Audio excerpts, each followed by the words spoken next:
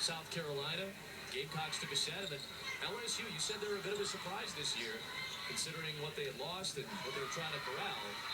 LSU's played really well. They're in the top 3 in the conference right now. Yeah, I watched them take Alabama to 5 in Tuscaloosa. It was a great crowd, and I felt like a switch kind of went on there. And ever since then, LSU has really been on a roll. They're tough to play.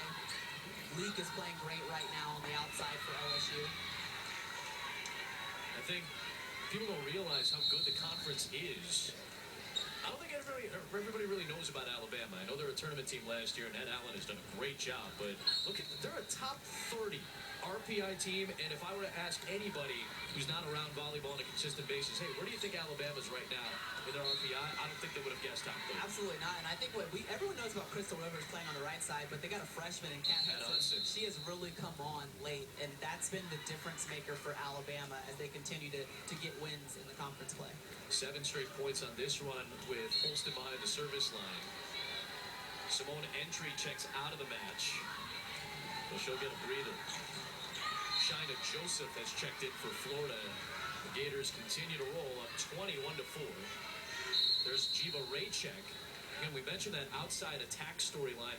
Raychek was one of the best freshmen in the country 2 years ago. National Freshman of the Year. Shattered freshman records at Florida.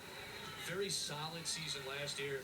But between her and Mallet, they got off to really bad starts this season. So Mary Wise turns to Carly Snyder on the outside, ends up having to use Noami Santos-Lamb, who's coming off an ACL injury a couple of years ago. So there's been so much turnaround for Florida on the outside.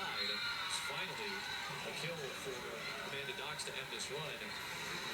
It's shocking to think that they're not getting the production on the outside and they're playing as well as they are.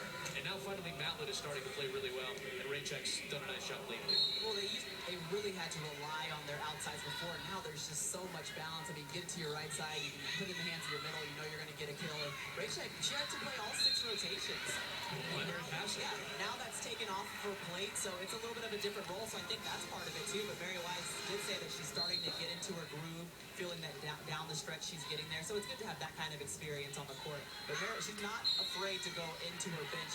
Look at that depth. She played 15 of her 17 players against Mississippi State. Yeah. Everyone's going to get a little bit of time. She wants everyone to gain experience if they can, during conference play. I'm very curious. We'll discuss this in the 3rd set. The prospects for Mary Wise to finally get a national championship, because that is the biggest question that looms in Gainesville year after year after year.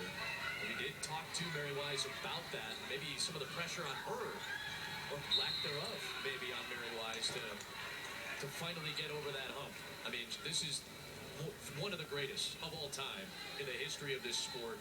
All the numbers, all the accolades, but the one thing that still has not been picked up in Gainesville is that national title. Overpass put down by Technic, and Georgia is able to get to 7 points. It's been a very rough set for the Bulldogs. One of their worst sets of the season. And a lot of it has been serve receive. I think that is really the biggest point of emphasis right now for Georgia. If they could just come out and get some great passes in the next set, that would be huge. That would be a part of a great start, ultimately. Just ball control. Aces take so much out of your team. You just feel like you can't get going. You can't build a rhythm when you're not passing well.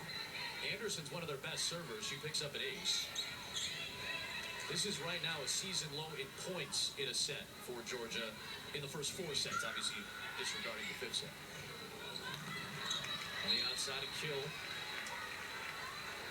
Gators getting everybody involved. We mentioned Carly Snyder, the freshman. And I think what you're doing right now, if you're Florida, you're getting reps for Carly Snyder. I mean, she's already played in some very big games and played well.